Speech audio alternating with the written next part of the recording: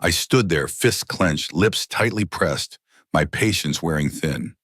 Tears welled up in my eyes and my chest felt tight as though I couldn't breathe. The humiliation was overwhelming, and I couldn't comprehend what to do. I felt lost, confused by my youth and the sudden calamity that had befallen me. Anger and grief engulfed me, leaving me trembling, while tears streamed down my face. My mind went blank, like a clean slate wiped of all thought. Nothing I had envisioned matched this reality, and the events that had unfolded were beyond anything I could have imagined.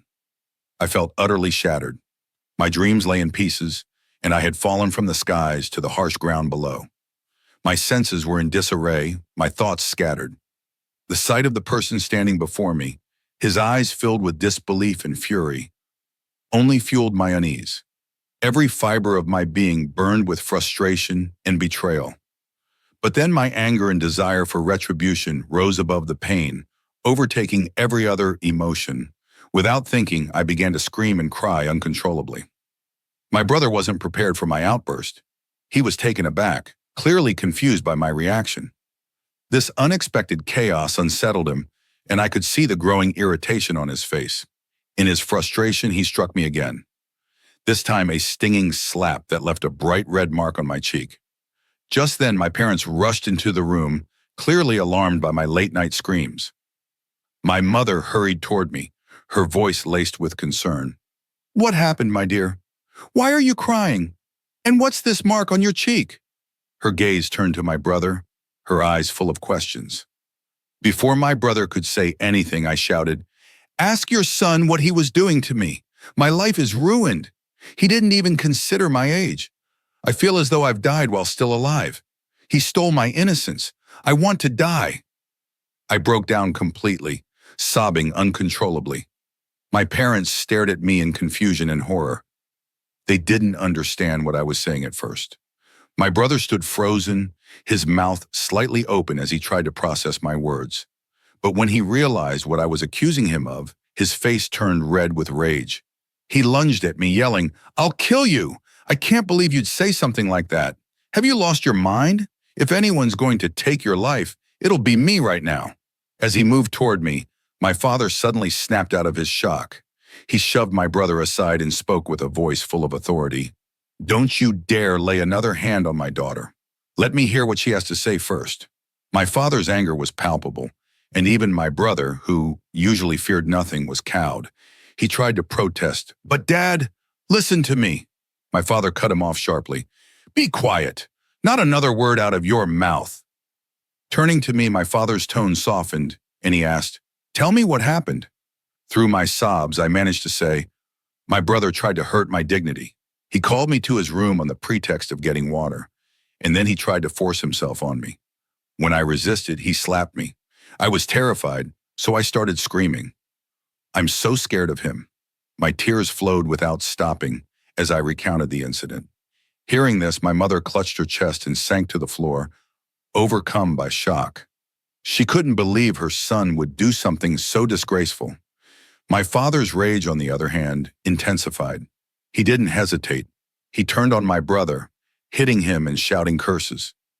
As my father's anger exploded, I suddenly felt a pang of remorse. Watching my brother in such a state, being beaten and humiliated, caused a lump to form in my throat. Despite everything that had happened, the sight of him like that made my heart ache. I tried to intervene to stop my father from hitting him, but my body refused to move. I stood frozen, watching my brother endure the blows in silence.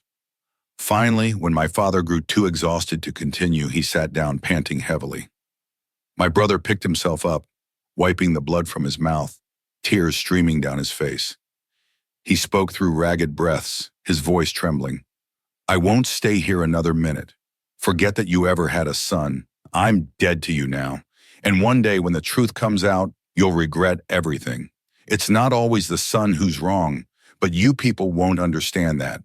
Keep your disgraceful daughter under control, or she'll ruin what's left of your reputation." With those words, he stormed out of the house. My heart sank. My brother's departure left me deeply shaken. Everything was spiraling out of control. My carefully laid plans had crumbled. Nothing had turned out the way I'd expected.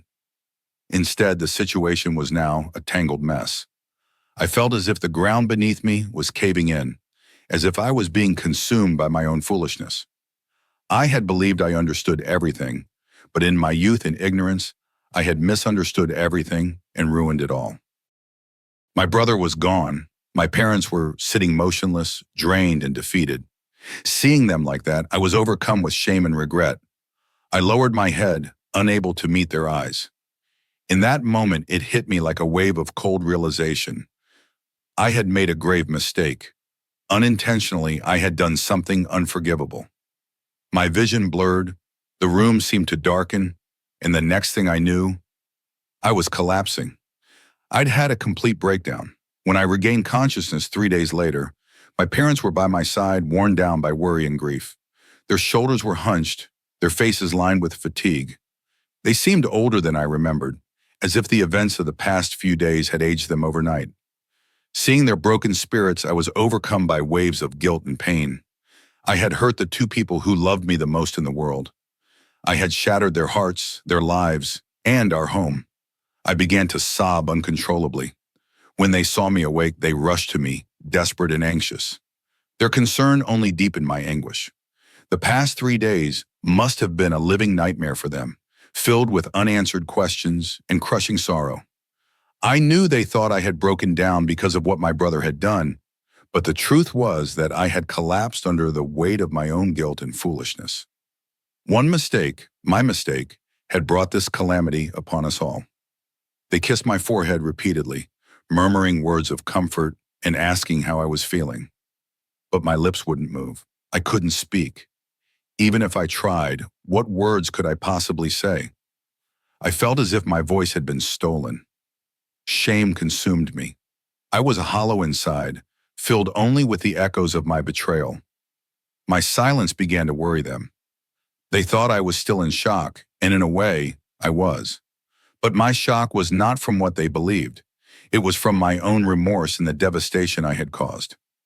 I knew that if they discovered the truth, it would destroy them, and the thought of that brought fresh waves of anguish. The doctor administered a sedative, claiming I was under severe mental stress and needed rest. For days, I remained under the influence of medication, numb to the world.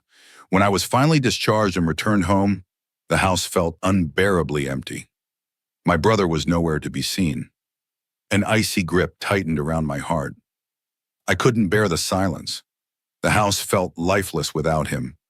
I wanted to break down and cry again, to scream and let out the storm raging inside me. Instead, I retreated to my room, locking myself away. I couldn't summon the courage to ask my parents if my brother had come back. They, in turn, said nothing about him. The tension and sorrow weighed heavy on all of us. Each passing moment without my brother's presence twisted the knife of regret deeper into my heart. I had no idea where he was or what he was going through. Had he found refuge somewhere? Was he overcome with his own pain? I didn't know. What I did know was that no one had believed him. No one had listened to his side, and the thought of what he must be feeling made the shame inside me burn hotter. Everyone had turned their back on him. When no one, especially a person's parents, believes in them, it can shatter them inside. Thinking about my brother, I felt more and more uneasy. I was only 14, and at such a young age, I had committed a mistake so grave that I didn't even realize it at first. Somehow, I had fallen in love with my own brother, who was 10 years older than me and had always been incredibly kind and protective.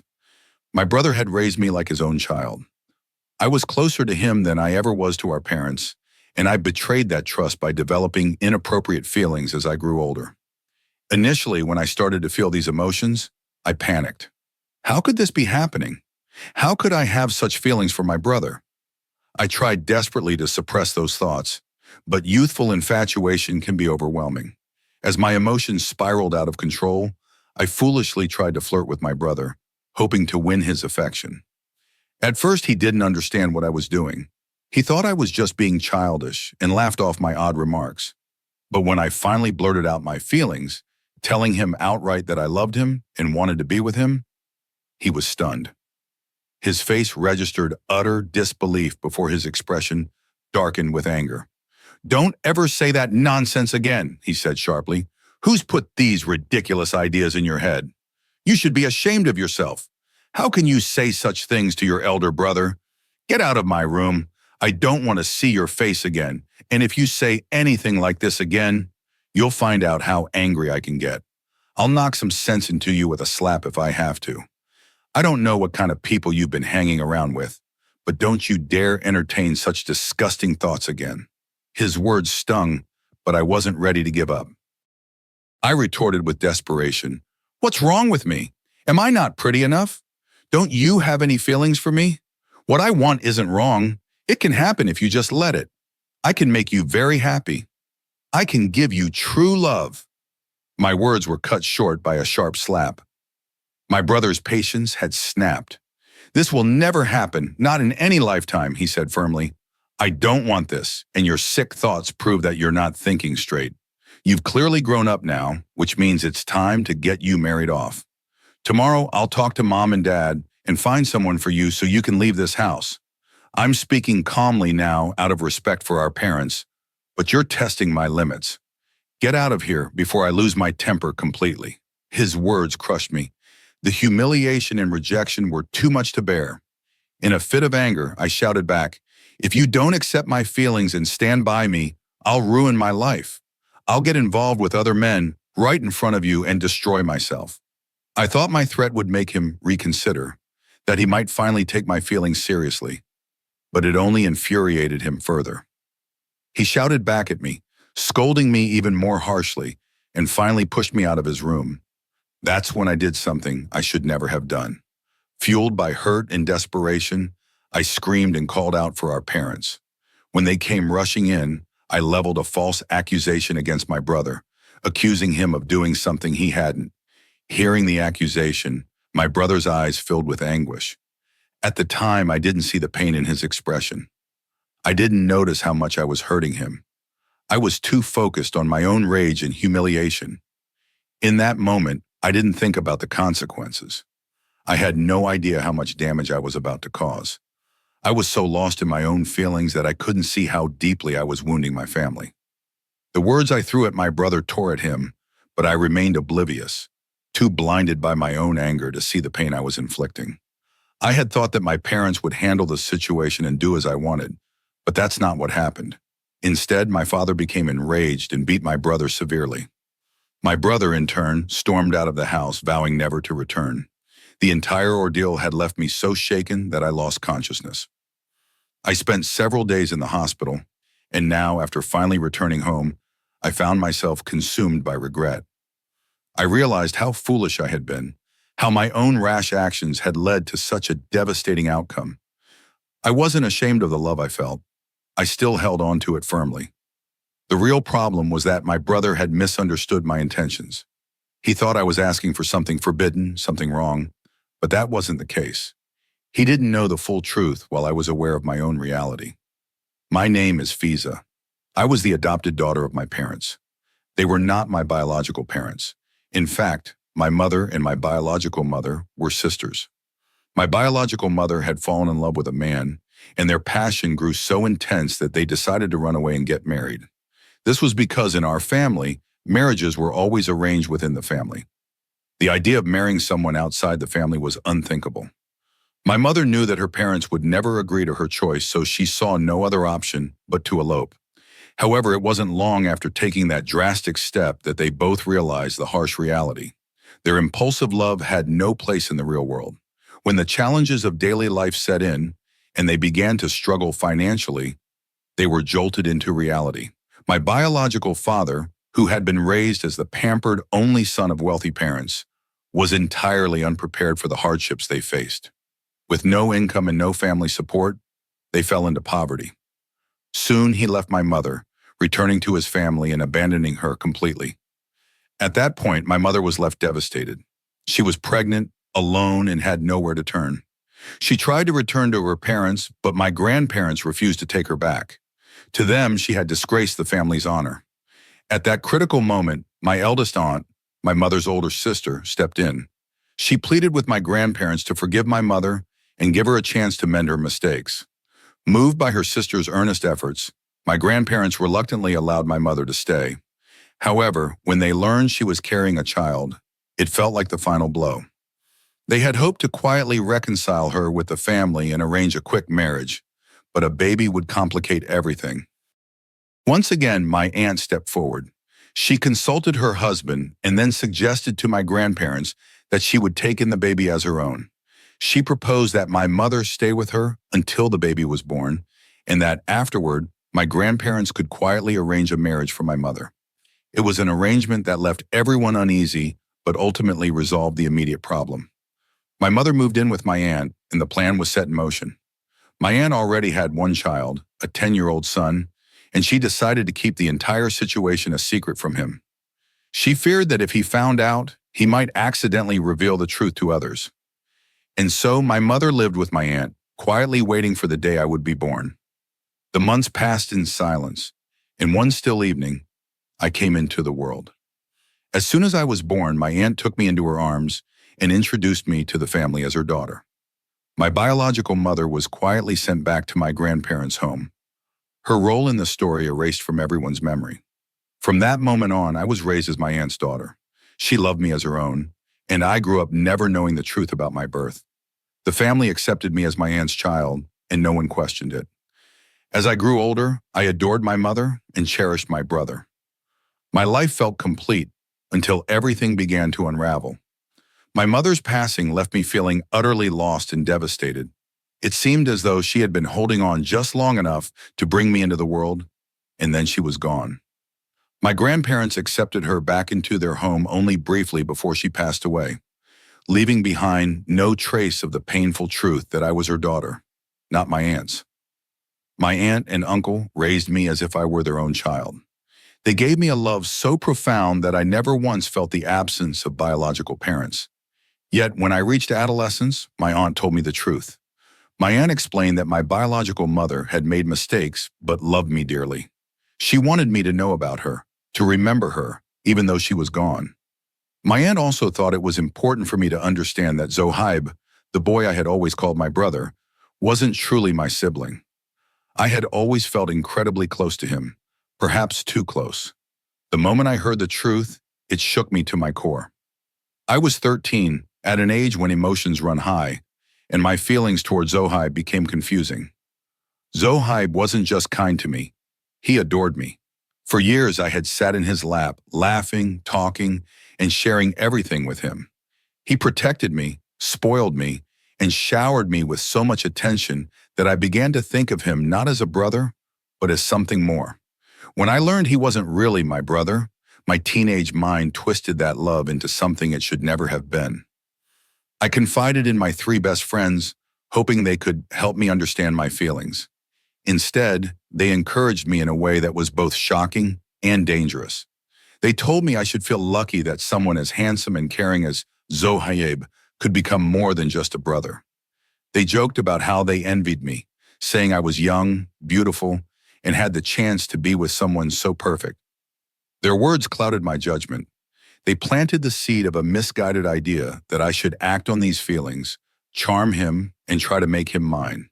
They said it was a rare opportunity, and I was foolish enough to believe them. This led me down a dark path. My mind became consumed with the thought of winning Zohaib's love. Even though deep down I knew it was wrong, I began seeking his attention in ways that made him uncomfortable. I tried to win his affection, hoping he'd see me as more than a sister. At first, he dismissed my behavior as childish, but when I confessed my feelings outright, he was horrified. Zohaib, the person I loved so deeply, was appalled. He scolded me, told me I was being disgraceful, and warned me never to speak such things again. His rejection burned, and instead of backing down, I made matters worse. I accused him of not understanding my love, and even threatened that if he didn't return my feelings, I'd ruin my life. In my immature mind, I thought I could scare him into loving me. But instead, he grew more furious. He pushed me away, telling me I was out of control and that I needed to get married and leave the house. I was devastated. I thought my entire world had crumbled. In my desperation, I went to the one place I shouldn't have, my parents. I accused Zohaib of things he hadn't done. I tried to paint myself as the victim, thinking they would side with me and force Zohaib to change his feelings. My father's reaction was swift and harsh. He believed me and lashed out at Zohaib. It led to an ugly confrontation, and Zohaib, deeply hurt and betrayed, stormed out of the house, vowing never to return. My plan had backfired. Instead of bringing us closer, it tore my family apart. I had hoped to keep Zohaib in my life, but all I managed to do was drive him away. The guilt consumed me. I had hurt my parents, betrayed Zohaib's trust, and destroyed the harmony of our home. When I saw the pain in my parents' eyes, I finally realized the gravity of my actions. They had always loved me unconditionally, even though I wasn't their biological child. I had repaid that love with lies and manipulation. For days, I couldn't face them. I stayed locked in my room, overwhelmed with guilt and shame. Eventually, I mustered the courage to tell them everything, the truth about my feelings, my actions, and my lies. Hearing my confession, my parents were shocked and hurt beyond measure. They couldn't even look at me, but to my surprise, they didn't throw me out of the house. I had expected the worst, but they still let me stay, even if they couldn't bear to speak to me. I knew I had to change. I turned to prayer, seeking forgiveness for the terrible mistakes I had made. I begged God for a chance to fix what I had broken. I prayed that Zohaib would come back, that he would forgive me. I even considered moving in with my grandparents, thinking that perhaps a fresh start would help us all heal. My grandparents had always wanted me to live with them, especially as they grew older and began longing for my mother's presence. I thought that by leaving my parents' house, I might give them some peace. They didn't deserve to be reminded of my betrayal every day. I resolved to make amends and live a life of honesty and repentance. I knew it wouldn't be easy, but I had to try, for my parents, for Zohaib, and for myself. I had no idea how or where my father managed to find Zohaib, but after 15 days of searching, he brought him back home. I hadn't seen Zohaib yet, but even after everything that had happened, my love for him hadn't faded. I felt as if I would carry this unrequited love to my grave, just as my mother had. I finally gathered the courage to contact my grandfather and asked him to take me to his home. When my grandfather arrived, no one tried to stop me this time. Perhaps they too wanted me to leave so that Zohaib wouldn't have to face any more trouble because of me. With a heavy heart, I left for my grandparents' house, where I quietly resumed my studies. At my grandparents' home, my life became very simple. I would either immerse myself in my studies or busy myself with household chores. I stopped interacting with anyone beyond my grandparents. Though I missed my parents and Zohaib terribly, I couldn't bring myself to contact them. 3 years passed in this manner. I had turned 17 when one evening, my parents and Zohaib unexpectedly arrived at my grandparents' home. I was stunned to see them appear so suddenly, but the next moment I lowered my gaze. After all, this was also their parents' house, and they had every right to come here. I greeted them quietly, then began to gather my books to retreat to my room. That's when my mother stepped forward, gently holding my hand and said, "Instead of coming to us and making amends, you've cut yourself off from us entirely. Have you even thought about how we felt? Is this what daughters do?" Her words startled me at first, but then I broke down. Sobbing uncontrollably, I clung to her and said, "I wanted to apologize, but I was so ashamed that I couldn't find the courage. I wronged all of you. I caused turmoil in your home. And because of me, your son was humiliated and left the house. That's why I didn't contact you. Please forgive me. I am truly sorry." My mother, with tears in her eyes, kissed my forehead. "Parents can never truly stay angry at their children," she said. "You made a grave mistake, but you were young and didn't know better. We forgive you." I was surprised to learn that my parents had also decided to arrange my marriage to Zohaib. They had talked to him and explained the truth, that I wasn't his real sister, and that I had known this, which is why my feelings had grown toward him. My parents said they had worked things out with him, and that he had accepted the situation. Their sudden decision left me both shocked and relieved. I offered a silent prayer of thanks to God. It was true what people said. When you leave matters to God, He decides what's best for you. I had learned my lesson, the importance of keeping my faith, of seeking forgiveness, and of leaving my fate in God's hands. Now I was given another chance, and I vowed never to take it for granted again.